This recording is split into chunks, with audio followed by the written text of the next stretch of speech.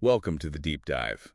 Today we're sorting through a really fascinating mix of materials. Yeah, pretty diverse stuff. Definitely. Yeah. On the surface, they seem totally disconnected.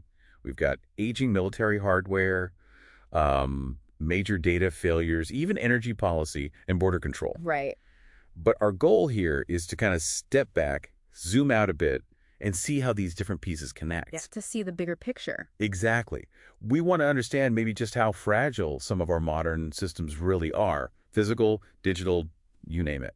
And it's interesting, this collection really highlights something. Often, high efficiency can actually hide some pretty catastrophic vulnerabilities. That's a great point. We'll try to connect the dots, like you said, between, say, huge maintenance costs and those rare moments where political opposites actually agree on something. Okay, let's dive in. First up, this idea of legacy systems, the sheer cost of just keeping things running. The technical debt, yeah, it builds up. Look, there's this specific example in the sources about restoring a World War II-era aircraft carrier. Apparently, just attempting it takes, what, over 2 years? Yeah, 2+ years. And the cost mentioned is staggering. Something like $2 billion. $2 billion, and that's not for a new ship. No, that's just to preserve this one piece of, heritage equipment. It's huge. And that physical decay, that rust, it has a parallel in the digital world. It's fascinating, really. How so? Well, you might think data is, safer, more permanent, but the sources detail this company. They had a critical failure. Yeah. And after 2 tries, they still couldn't, and I quote, recreate the whole wallet. Wow. And that wallet isn't just loose change, right? We're talking critical data. Exactly. Could be security keys, crypto keys, essential proprietary info. The point is, they couldn't get it back. Even with backups. Apparently not effectively. Yeah. It shows a real systemic failure in data resilience, something we rely on every day. That's a perfect lead-in, actually, from system failure to maybe system friction. Let's talk policy. The materials get into the Remain in Mexico policy. Now, obviously, very politically charged stuff here. Highly controversial, yes. But the sources point to a quantitative outcome. They cite a really significant drop in border crossings because of it. Yeah, the numbers mentioned are, 80 to 90% reduction? Right.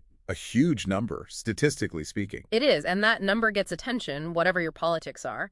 But it also raises that question, why didn't such a big, measurable change lead to more agreement? Because of the friction, the human cost, the ethics. Exactly, the trade-offs. But what's even more unusual, perhaps, is finding any agreement in the political sphere these days. True enough.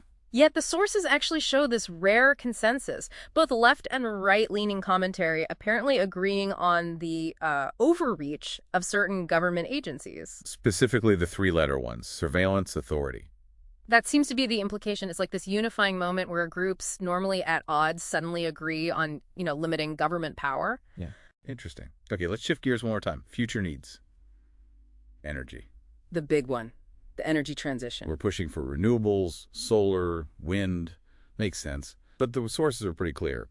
Intermittency is a killer for reliability. Absolutely. Sun doesn't always shine, wind doesn't always blow. So to bridge those gaps, the immediate need is apparently for, quote, massive battery infrastructure.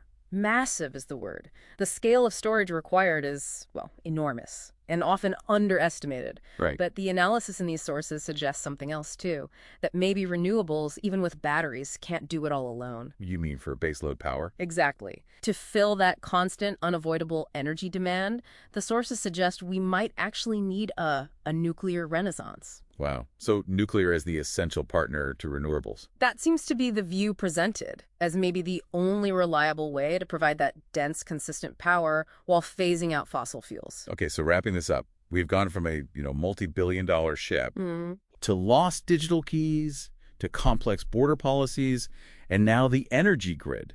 What's the common thread for you, the listener? I think it's complexity. These essential systems are just incredibly complex, which makes them incredibly expensive and really difficult to maintain or fix or change effectively. So the costs are high, the risks are high. Definitely. Which leads to the final thought. Given these huge costs and this tangled complexity we see everywhere, from rusting metal to lost data, how well are we really planning for long-term resilience across the board? That's the question to ponder. Yeah. You should really consider, where's the next big system failure likely to hit? The one we haven't planned for, haven't budgeted for, physically or digitally. Where's that weak link?